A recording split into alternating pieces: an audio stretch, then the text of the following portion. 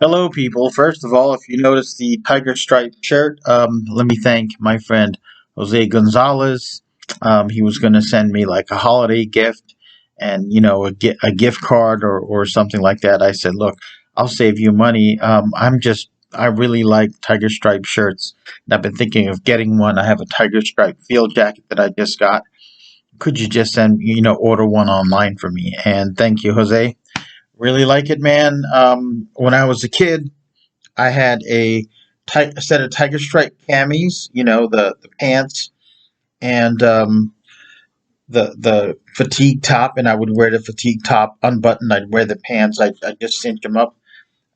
They have like little. If you've been in the military, you know what I'm talking about. All right, but even without a belt, there's a way to fit it to your waist, and I was skinnier back then. And I would just walk around like that with sneakers and a rock and roll T-shirt. It just made me feel really cool. So I like tiger stripe. And so it feels cool to wear the shirt, but it brings back memories. And also, I've been doing this thing where I listen to educational material while playing online games that are not shooter games, that are either crossword puzzles or mahjong or geometric games to stimulate my mind, and all these memories flood back. So here's a memory, and this illustrates the point. Martial artists sometimes are the worst, least mature people you'll ever meet, and they may not know it. They may not know how horrible they've become because of sectarianism, right? And to be fair, this happens in every human field. This is a human thing, and it's a way that people that run hierarchies in organizations. It's a way that people like that use to maintain control over their students, their followers, their troops, however you want to talk about it. So when I was high school and I just got into the workforce, so maybe that was my sophomore year, something like that. And I was working at Mickey D's, like a lot of kids do, and wasn't the greatest job in the world. I didn't like it. And there was a guy working there, and I recognized him, right? I recognized him. I'm like, oh, I remember him from when I was studying Shotokan, first style I ever studied under Master Katsuya Kisaka. Uh, Fantastically skilled martial artist who was also a sadist. I've said this before, I'll say this again. I think he's mad at us for winning World War II and took it out on Americans every chance he got. Either that or he's just a sadistical person, but man, was he skilled. Frightening individual, right? And I remember seeing this kid, again, if I haven't stated it, I think his name was Dave, take his black belt test. I mean, it was a test. He was already a brown belt, and his there was another brown belt testing with him, and I think her name was Lisa, maybe Politi. Very attractive girl, even as a young man. Like at the time I wasn't even in high school. I'm like, man, that is a attractive lady. Like I knew, right? And I thought they were great. So I guess here I am, years later. I'm working at McDonald's, and this kid's working there. And I told him, I think I remember you, right? And he says, oh, really? And I said, yeah, I don't do that anymore, but I'm doing this other martial arts style. And basically, I was trying to bond with him. And he took offense to that. He took offense to me being from another martial arts style. He took offense to, me trying to bond with him. It was an instantaneous loathing. And have you ever, it's a form of prejudice. It's not racism. It's what would you call it? Stylism, where someone, after hearing you say one thing or looking at you, just as they would if it was race or religion or national origin, immediately thinks they know everything about you and puts you in the category of this person is my enemy, right? Like my mortal enemy. And, it was hard to hold a rational conversation with him. And this is like, it began that year because you're out in the workforce, you start meeting other people that do martial artists. And I always thought, well, if I meet other martial artists in the world, in the workplace, we have something in common. I can talk about it. And it produces instant enemies. And so Dave, Shotokan black belt, who up to that point I admired. I mean, for years I remembered that brown belt test, the techniques and the forms and the board breaking and the kumite, And I was like, wow, that's really something to aspire to. And again, it could have been age. I was just younger than him, a high school. Uh, what was I, a sophomore? All right. And every time I said anything about, as the conversation progressed, he just grew more and more contemptuous and I think angry.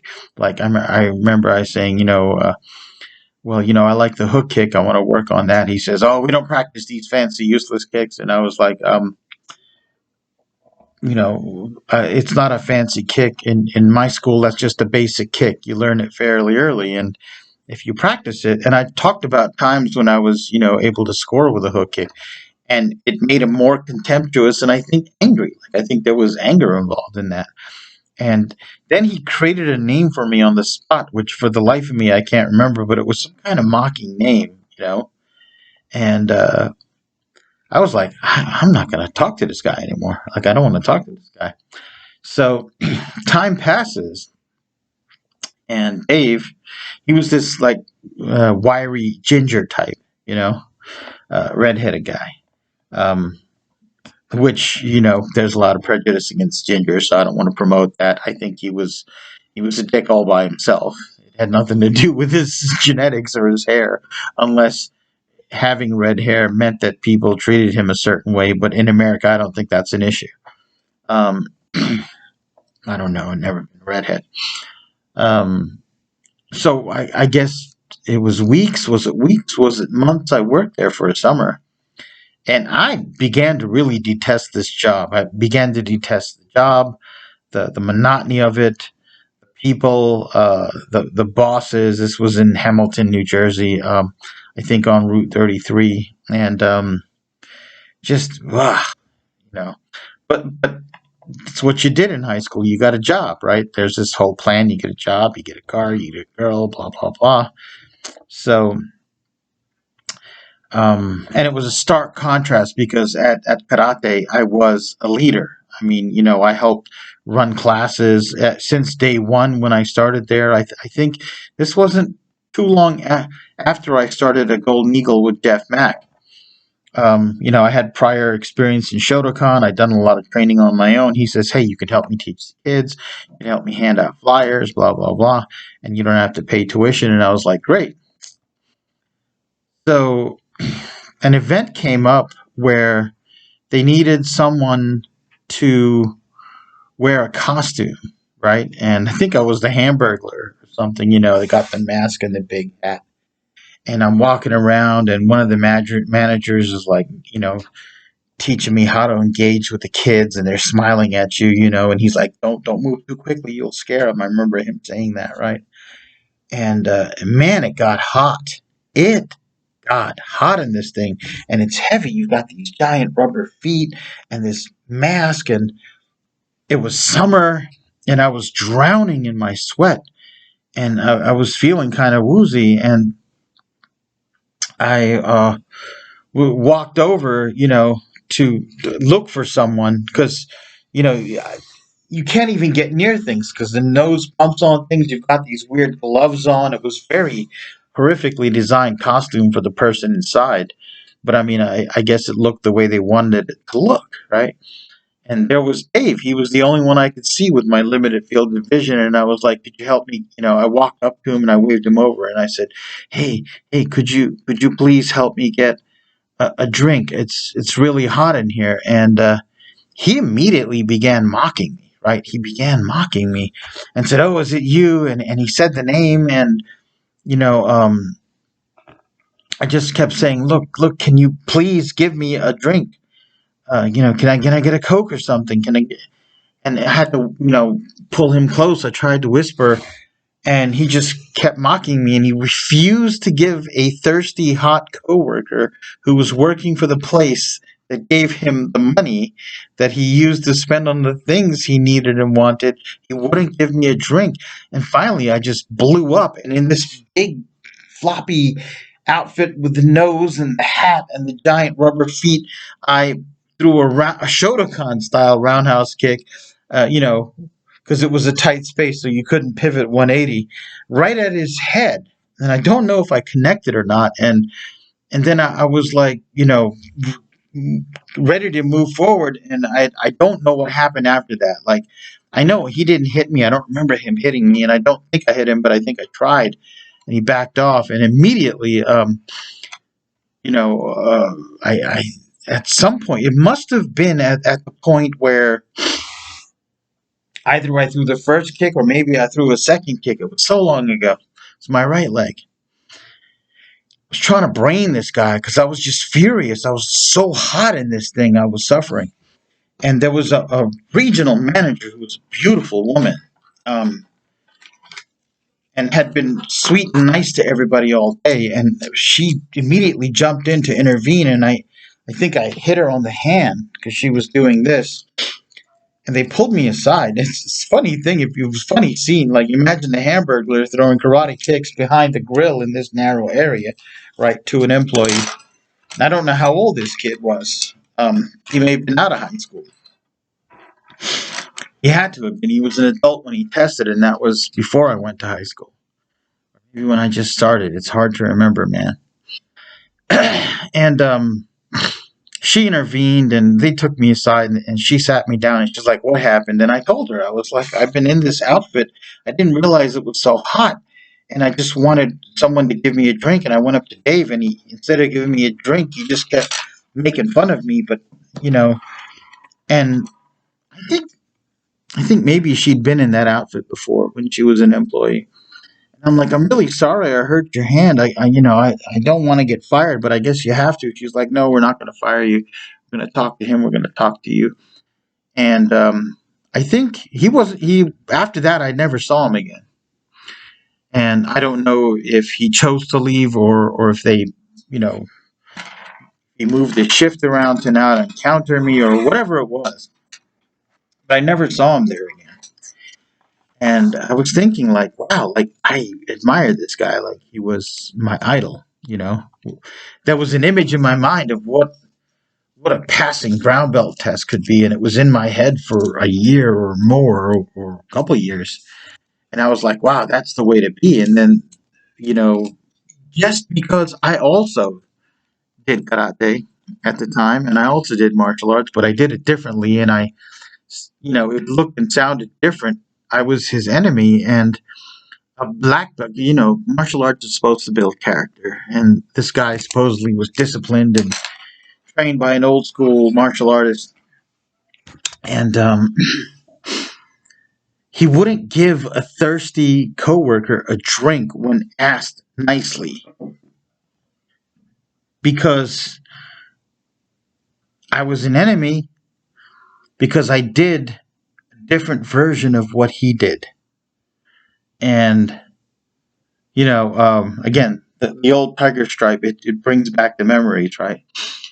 And I remember a little bit later, after I left McDonald's and was looking for a different job, I was at the mall. I was walking around the mall, and I had seen a relative, a friend, cousin, I don't know, nephew of my instructor Jeff Mack. There was a kid named Al Pantani. And Pantani may have actually had mob connections. I don't know.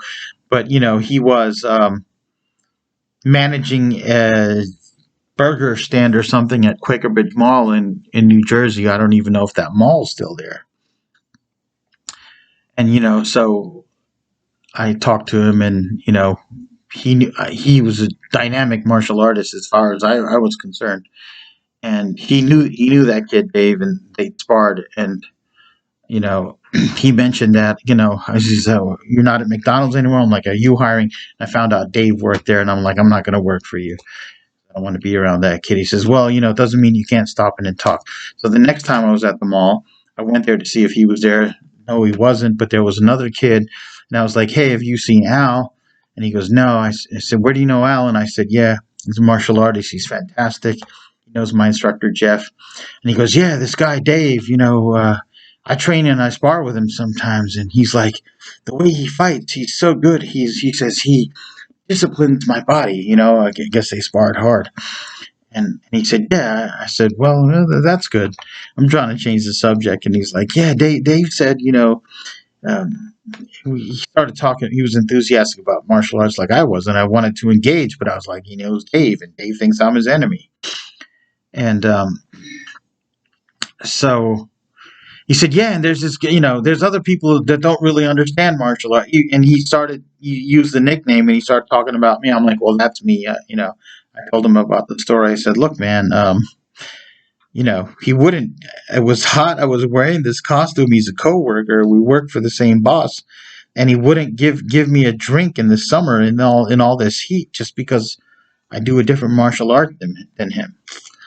And that's the memory that comes back. And throughout the years, I've encountered this with many martial artists. Uh, we, I try not to do this, but we often hate each other simply because we punch differently or stand a little different or prefer the ground or prefer to stand. It's as if the other persons are morally bad people just because they do their martial art a little bit differently. And it is the pettiness of the martial art. And I guess that has to do with the human condition, but theoretically, martial art is supposed to make us better than that. And I don't know, man. If you find yourself thinking these thoughts, if this is something that happens to you where you think this of someone else, I think and all you need to know about that person to make a decision whether they should be your enemy, whether they're immoral. I would say your martial art practice hasn't helped you at all. I mean, to be honest with you, thinking back I'm like, to get fired from a job as a young man, and you're a black belt, highly disciplined black belt, theoretically under a traditional teacher, and the martial arts interaction you had with someone else triggered this, and you're the one that got fired because all the managers talked to me, and apparently they took my side. This was the 80s. You've failed at martial arts, and I would say to Dave, if you listen to this now, is, hey man, if you're still doing martial arts and I'm still doing martial arts and it's 2022, we obviously had a hell of a lot more in common than we had not, and yeah, that has to be one aspect of martial art that you or anybody or I, when I succumbed to this at different times, failed at. And martial arts is supposed to help you be a better person, live a better life. There's a saying in Chinese martial arts, use martial arts to make friends, but I think we use martial arts to make enemies when we should actually have a hell of a lot more in common. And that's just thought triggered by, the mental gymnastics I've been doing and this tiger stripe shirt. So y'all, thank you. Thank you very much.